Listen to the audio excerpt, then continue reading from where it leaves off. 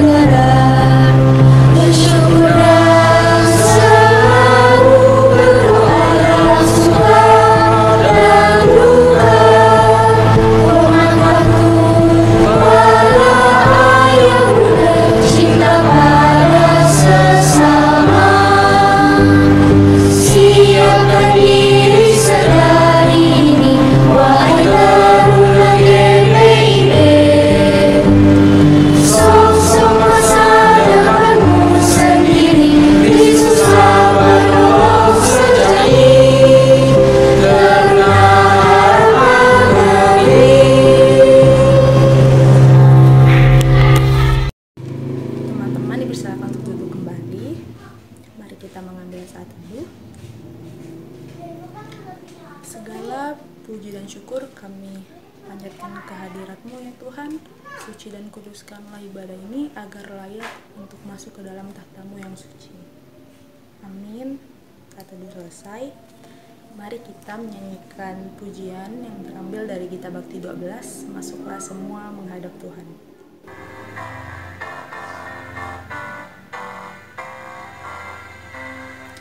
Masuklah semua menghadap Tuhan, sujud di hadirat-Nya. Marilah rendahkan diri dan hati di hadapan tahta-Nya. Dalam kekudusan dan kebenaran, sujudlah kepada-Nya. Muliakan Tuhan, sorak sukacita kini dan selamanya. Teman-teman, mari kita bersatu dalam doa. Ya Tuhan yang berada dalam kerajaan surga, terima kasih segala berkat-Mu ya Tuhan, sehingga kami dapat berkumpul bersama-sama untuk beribadah IHMPT ya Tuhan. Berkatilah ibadah ini dari awal pertengahan hingga akhirnya ya Tuhan. Dan juga berkati nanti Kak Vinka yang akan menyampaikan firman ya Tuhan. Inilah doa yang kami sampaikan. Haleluya. Teman-teman, mari kita membaca nas pujian yang terambil dari Mazmur pasalnya yang ke-27 ayat 4 hingga ayatnya yang ke-6. Kak Angel akan bacakan untuk kita semua.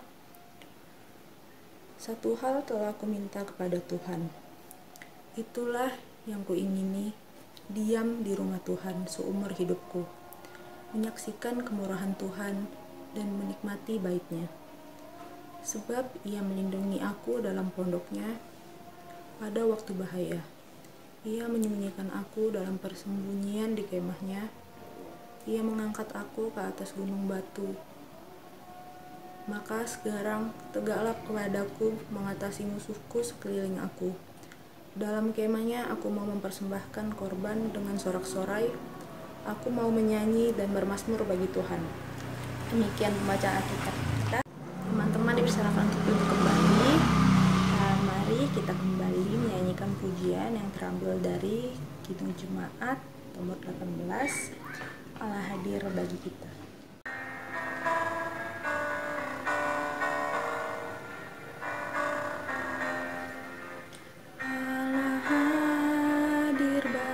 Kita dan hendak memberi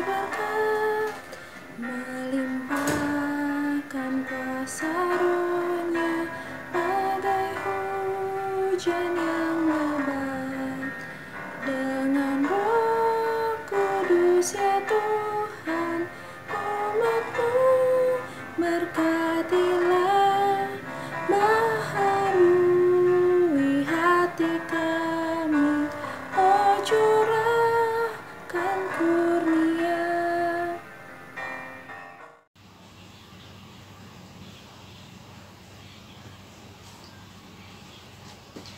Shalom, selamat pagi teman-teman.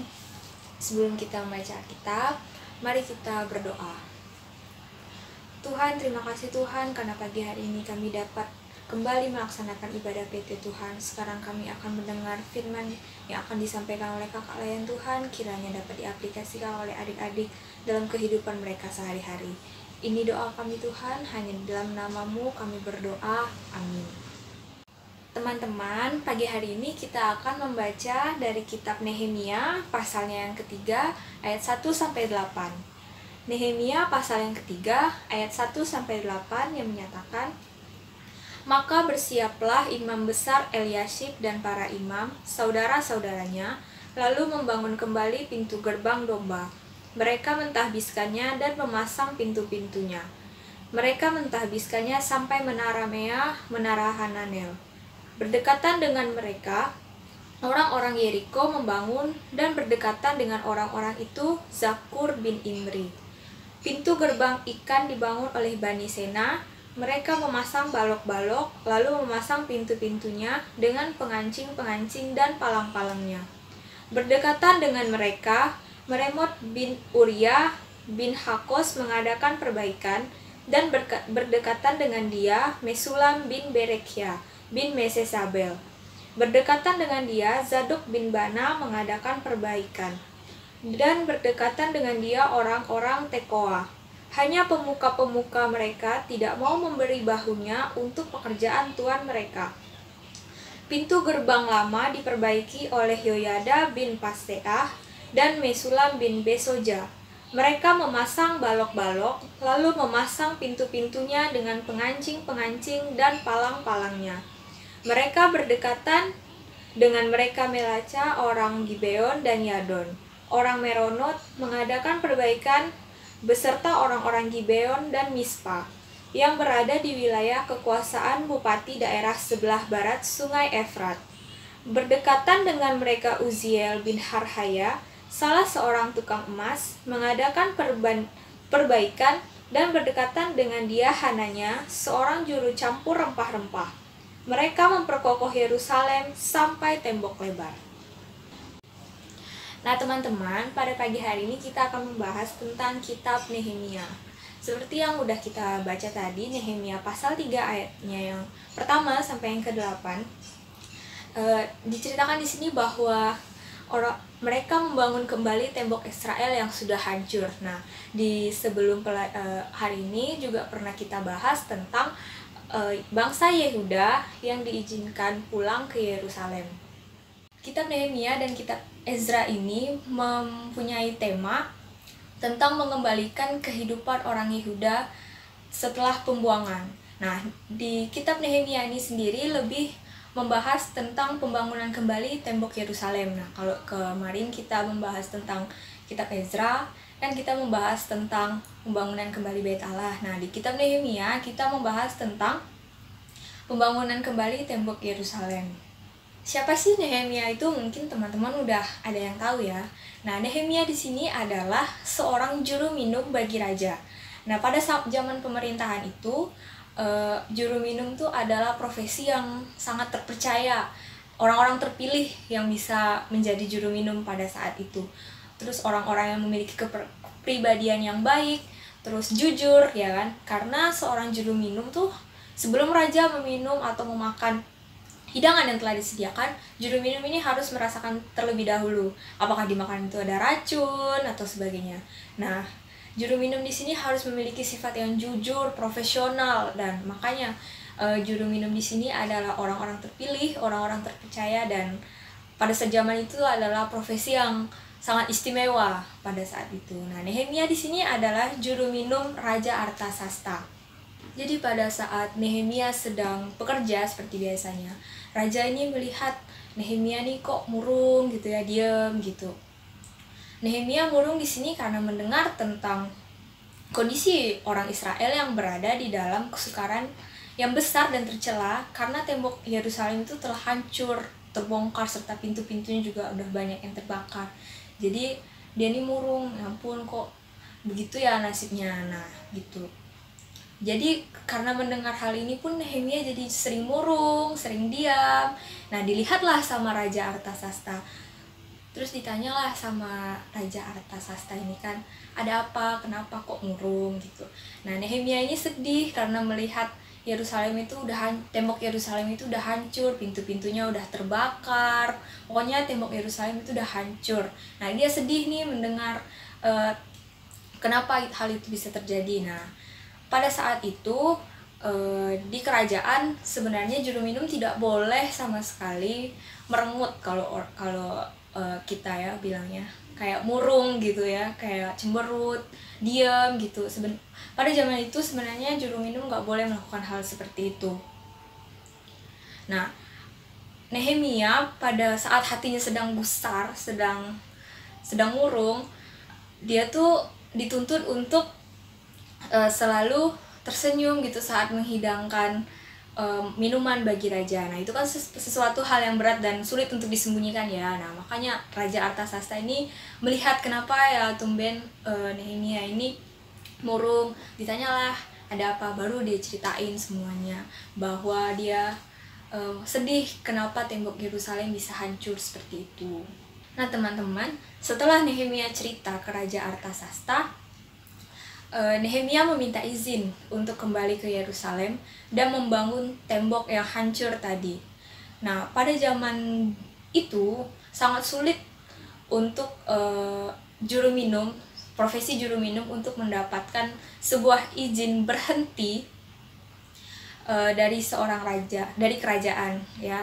Karena pada zaman itu pokoknya juru minum tuh susah untuk kalau berhenti dari pekerjaannya. Nah, ya karena kan posisi juru minum kan hanya ditempati oleh orang-orang tertentu saja. Namun karena Raja Artasasta ini baik, dia memberikan surat kuasa kepada pegawai-pegawainya untuk memberikan surat izin kepada Nehemia dan diizinkan kembali ke Yerusalem. Nah, di kitab Nehemia ini juga menceritakan bahwa pembangunan tembok Yerusalem ini tidaklah mudah karena ada banyak sekali pergolakan yang dihadapi oleh Nehemia. Banyak sekali pihak-pihak yang meragukan pembangunan tembok Yerusalem ini kan, karena melihat juga udah hancur berantakan, sulit untuk dibangun kembali. Jadi kayak kalau misalnya orang-orang lihat tuh udah kayak nggak ada harapan untuk membangun kembali tembok Yerusalem ini. Nah, jadi selama proses perencanaan pembangunannya pun terdapat banyak sekali penolakan, terdapat banyak sekali pergolakan, dan terdapat juga banyak sekali keraguan dalam proses pembangunan itu. Nah, Nehemia nih tahu nih banyak sekali yang menentang proyek ini, banyak sekali yang meragukan proyek ini.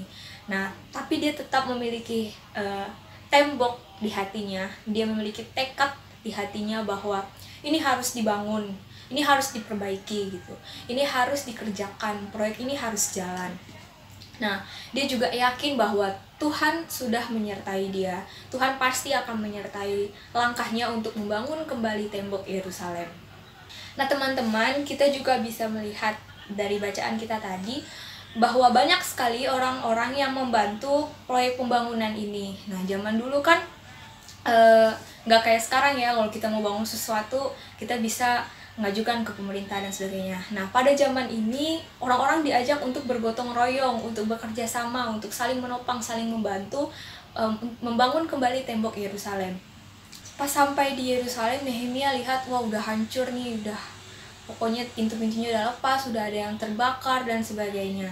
Saat orang-orang ini datang, mereka langsung mengerjakan pintu yang tadi lepas, diperbaiki, diganti dengan yang baru. Mereka membuat kembali pintu-pintu gerbang tembok Yerusalem. Terus mereka merapi-rapikan apa yang sudah hancur, membersihkan apa yang sudah hancur. Bahkan di sini ada imam-imam yang baru pertama kali ikut mentahbiskan tembok Yerusalem ini. Dia juga memberkati pembangunan sepanjang pembangunan tembok Yerusalem ini. penahbisan di sini itu artinya mengkhususkan sesuatu atau seseorang bagi Allah. Artinya, selain bergotong royong membangun tembok tersebut, mereka juga mengkhususkan pintu-pintu dan tembok-tembok itu untuk Allah. Jadi hasil pekerjaan gotong royong mereka tadi dipersembahkan untuk Allah. Nah, jadi kayak dikuduskan gitu, kayak dikhususkan, oh ini itu untuk Allah. Nah, itu ditahbiskan. Nah, jadi di sini mengajarkan bahwa mereka bergotong royong, mereka membangun kembali tembok Yerusalem, itu juga untuk kemuliaan nama Tuhan, itu juga untuk Tuhan gitu. Jadi mereka untuk dipersembahkan untuk Tuhan gitu. Nah, teman-teman, tema kita pada pagi hari ini adalah hidup bergotong royong. Nah, menurut teman-teman, apa sih arti gotong royong itu?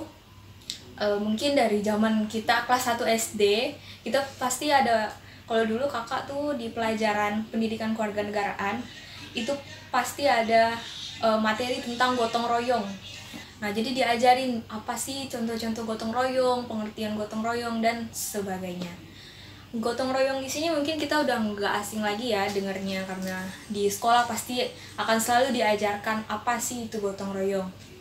Nah, gotong royong adalah melakukan suatu pekerjaan secara bersama-sama agar pekerjaan dapat terselesaikan dengan baik.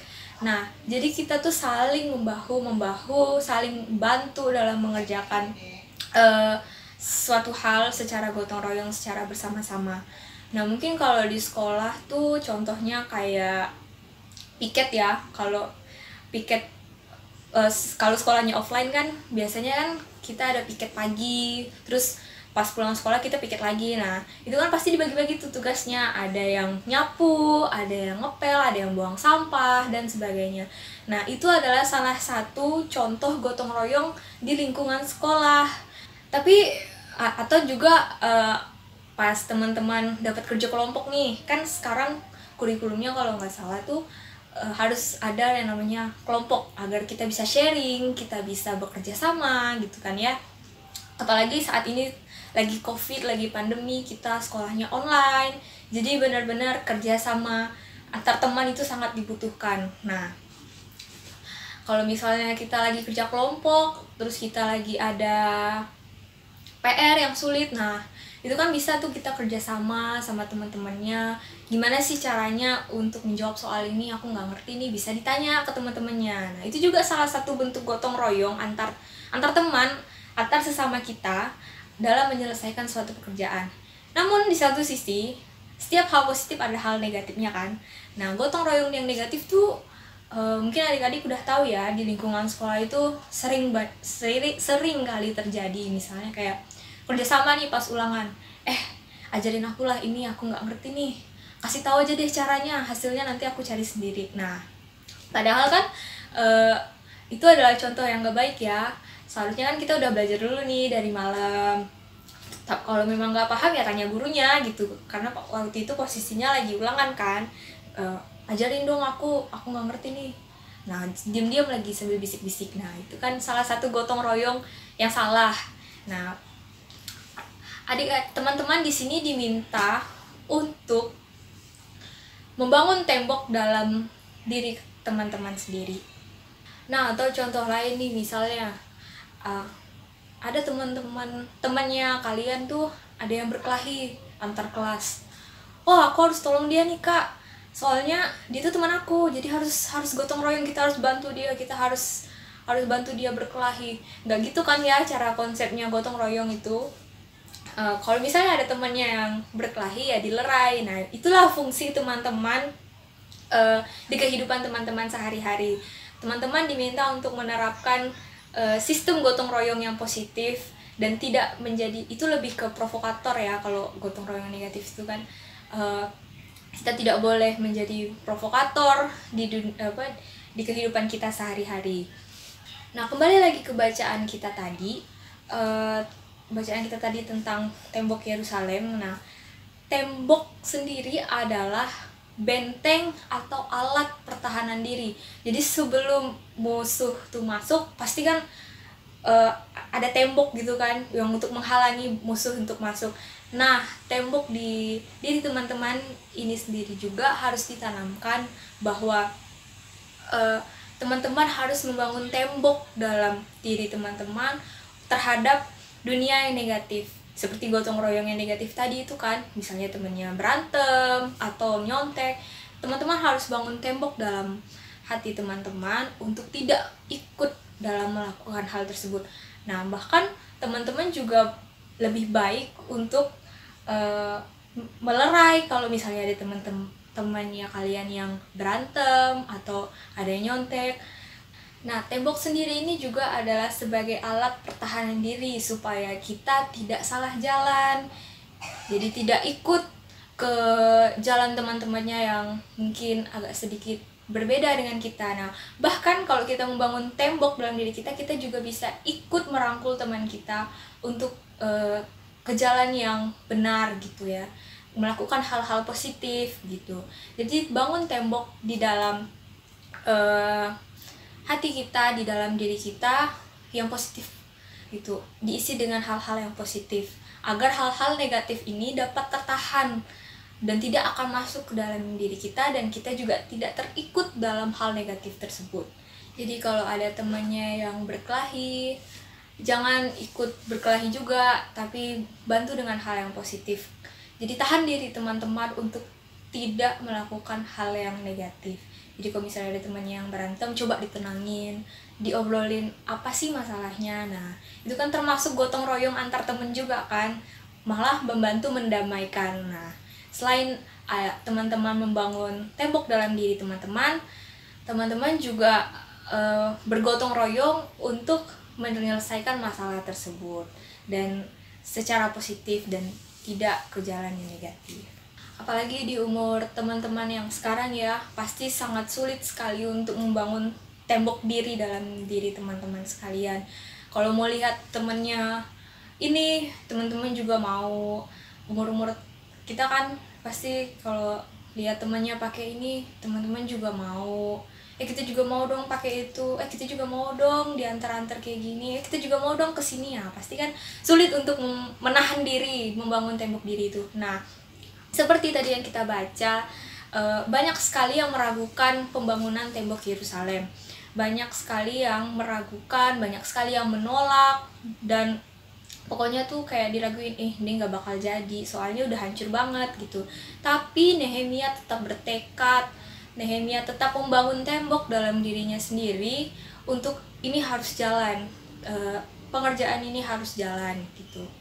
Nah, kita juga harus meniru Nehemia bahwa kita harus memiliki tekad, kita nggak boleh ke jalan yang negatif, kita harus mengambil hal yang positif. Nah, memang sulit sih kalau di umur-umur sekarang untuk membangun tembok diri, itu sulit karena banyak sekali godaan dari teman-teman kita, dari sekeliling kita, apalagi teman-teman sekolah kita. Nah itu, tapi kita juga dituntut untuk harus membangun tembok pribadi dalam diri kita sendiri. Nah,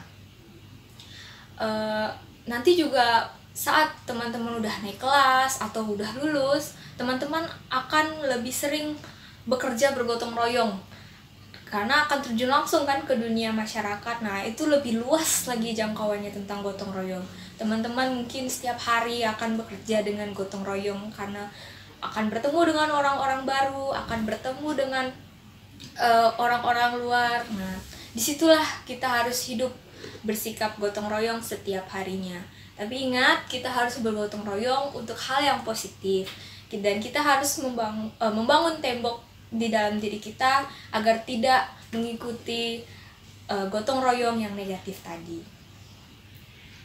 Nah, jadi teman-teman, dari kitab Nehemia ini, mari kita bangun tembok dalam diri kita, mari kita kuatkan tekad kita, dan kita harus yakin bahwa Tuhan selalu menyertai kita di setiap hari kita. Penyertaan Roh Kudus juga akan selalu menyertai kita. Nah teman-teman, jika ada mungkin teman-teman kalian yang ingin mengajak kalian ke hal yang negatif, mari kita perkuat tembok kita perkuat tekad kita bahwa say no, jangan ikut mereka. Kita harus tetap pada pendirian kita harus teguhkan tembok dalam diri kita, dan kita harus yakinkan diri kita bahwa kita tidak akan mengikuti hal yang negatif itu. Mari kita bangun tembok dalam diri kita, mari kita jaga agar tidak ada hal negatif yang masuk ke dalam diri kita. Mari kita pupuk dari sekarang hal-hal yang baik, hal-hal yang positif dalam diri kita, agar tidak ada hal negatif yang masuk ke dalam diri kita. Amin. Tuhan Yesus memberkati.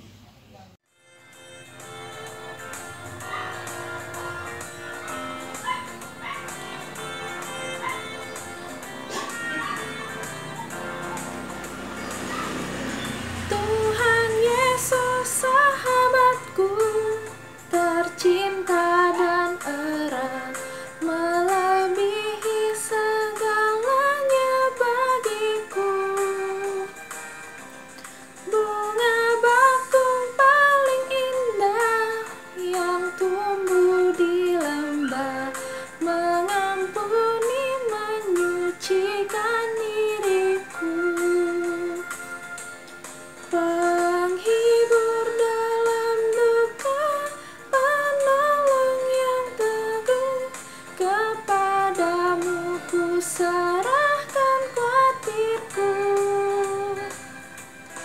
Bunga bakung paling indah yang tumbuh di lembah, melebihi segalanya bagiku. Teman-teman, kita akan bersatu di dalam doa. Tuhan Allah Bapa kami yang bertata dalam kerajaan surga, kami pada hari ini mau datang ke hadapan-Mu Tuhan. Terima kasih Bapa, Engkau telah memberikan kami tubuh yang segar dan bangun pada pagi hari ini untuk mengikuti ibadah Tuhan. Tuhan, kami ingin berdoa untuk bangsa dan negara, terkhususnya bangsa dan negara Indonesia Tuhan. Kiranya Engkau memberkati bangsa ini, berkati pemerintah, presiden, DPR, MPR, dan segala orang-orang yang menjabat di dalam negeri ini Tuhan. Engkau berikan mereka kuasa dan Roh Kudus-Mu Tuhan, supaya mereka dapat memimpin negara ini dengan baik. Kami juga ingin berdoa Tuhan, terkhususnya untuk pandemi di negara kami yang semakin hari semakin banyak Tuhan. Kiranya Engkau berkati dan Engkau pulihkan kembali negara kami Tuhan, supaya kami dapat melakukan aktivitas kami seperti sedia kala Bapa. Engkau lindungi negara kami Tuhan. Hanya itu adalah permohonan kami. Di dalam nama Tuhan Yesus kami sudah berdoa. Tuhan Yesus yang berada di kerajaan surga, kami juga ingin berdoa untuk gereja dan pelayanan kami ya Bapak. Kami ingin berdoa untuk gereja kami, GPIB, terkhusus GPIB Siloam Pontianak ya Bapak. Kiranya Engkau boleh menyertai gereja kami ini ya Tuhan. Engkau memberkati kami yang berada di dalamnya Tuhan, baik para pendeta, para majelis, para pengurus dan pelayan PLK ya Tuhan. Biarlah Tuhan, pelayanan kami ini hanya untuk memuji dan memuliakan nama-Mu ya Tuhan, dan hanya untuk menyenangkan hati-Mu ya Tuhan. Tuhan, berkati kami yang berpelayanan di dalamnya Tuhan. Kami serahkan ya Tuhan segala pergumulan yang berada di dalam gereja kami ini, dan pergumulan yang berada dalam pelayanan kami ini hanya ke dalam nama-Mu ya Tuhan. Dalam nama Tuhan Yesus kami boleh berdoa. Tuhan, kami juga berdoa untuk persekutuan Teruna ini Tuhan. Walaupun sampai saat ini kami masih melakukan ibadah secara online Tuhan, kiranya tidak mengkundurkan semangat Kakak Layan untuk tetap memberikan firman dan yang akan didengarkan oleh adik-adik Tuhan. Semoga juga adik-adik tidak kendur semangatnya untuk tetap mengikuti ibadah PT walaupun masih online pada saat ini Tuhan. Kiranya pandemi ini cepat berakhir Tuhan, agar kami dapat kembali beribadah PT di gereja kami. Tuhan, ini doa kami Tuhan, peliharalah kami dalam kasih setia Tuhan Yesus Kristus yang telah mengajar kami berdoa. Bapa kami yang di surga, dikuduskanlah nama-Mu, datanglah kerajaan-Mu, jadilah kehendak-Mu di bumi seperti di surga. Berikanlah kami pada hari ini makanan kami yang secukupnya, dan ampunilah kami akan kesalahan kami, seperti kami juga mengampuni orang bersalah pada kami.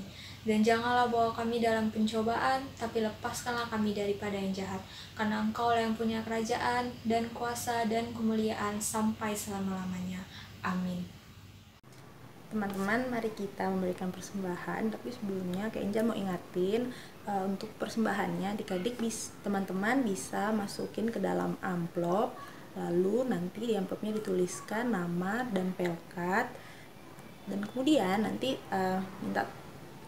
teman-teman minta tolong kepada orang tua untuk masukkan ke dalam kantong persembahan di ibadah hari Minggu. Terima kasih. Mari kita memberikan persembahan sambil mengingat nas Alkitab yang terambil dari Matius pasal 5 ayat 24 yang mengatakan, "Tinggalkanlah persembahanmu di depan mezbah itu, dan pergilah berdamai dahulu dengan saudaramu. Lalu kembali untuk mempersembahkan persembahanmu itu." Mari kita bernyanyi dari Kidung Jemaat 393, Tuhan Betapa Banyaknya.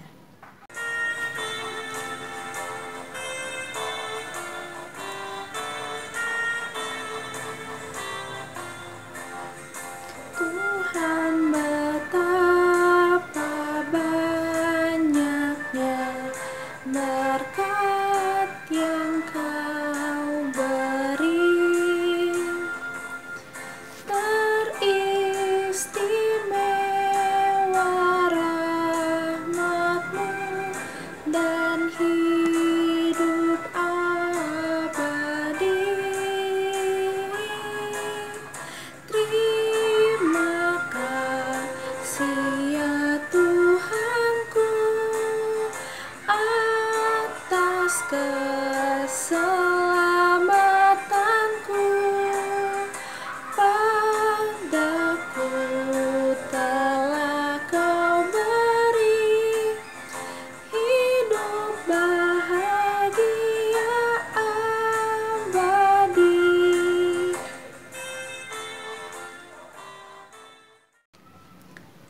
Teman-teman, mari kita mendoakan persembahan yang telah kita berikan. Mari kita berdoa. Tuhan Bapa di dalam surga, terima kasih Tuhan atas segala berkat-Mu ya Tuhan, sehingga kami dapat memberi persembahan kami ya Tuhan. Berkati tangan-tangan yang memberikannya ya Tuhan, dan juga berkati Kakak Layan agar dapat mengelola persembahan dengan baik ya Tuhan. Inilah doa yang kami sampaikan. Haleluya, amin. Kita akan masuk ke warta Persekutuan Teruna. Yang pertama, terima kasih kepada Kak Vini Kakak Nikil yang udah menyampaikan firman pada hari ini, dan juga terima kasih kepada teman-teman yang udah bersama-sama beribadah hari Minggu Persekutuan Teruna. Semoga kedepannya kita bakal lebih ramai lagi ya teman-teman. Untuk ibadah minggu depan akan dilaksanakan pada tanggal 26 Juni 2021 jam 7.30, masih sama melalui daring. Jadi teman-teman bisa nanti cek YouTube PT GPIB Siloam Pontianak. Dan juga teman-teman jangan lupa untuk follow Instagram PP Siloam PPK. Dan juga teman-teman yang belum gabung ke dalam WhatsApp group bisa nanti hubungi kakak-kakak pengurus. Terima kasih, Tuhan Yesus memberkati. Hari ini hari spesial untuk dirimu. Bertambah 1 tahun untuk usiamu. Bertambah lagi, bertambah untuk dewasa. Temukan jati diri untuk lebih berarti. Buanglah jauh jalan pikiran anak kecil. Jaga emosi dan juga amarahmu. Patuhi nasihat kedua orang tuamu.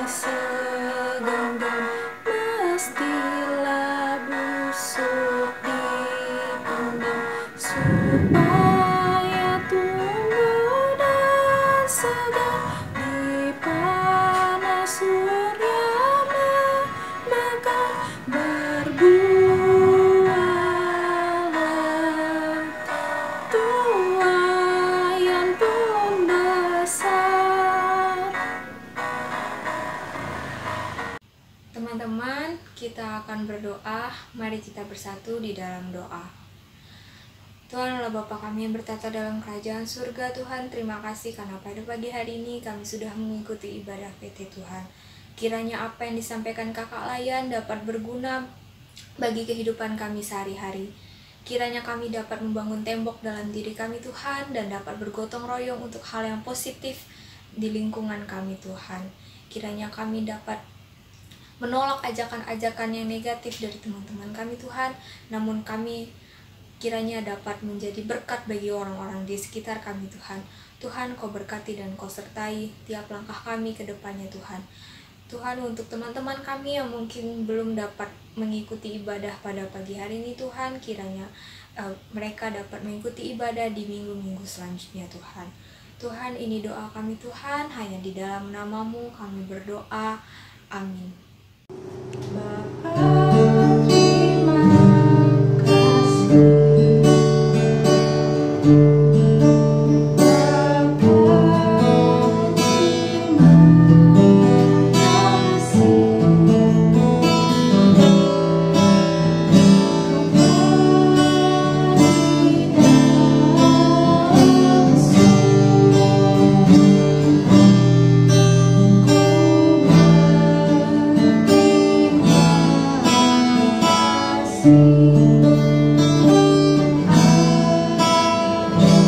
Thank you.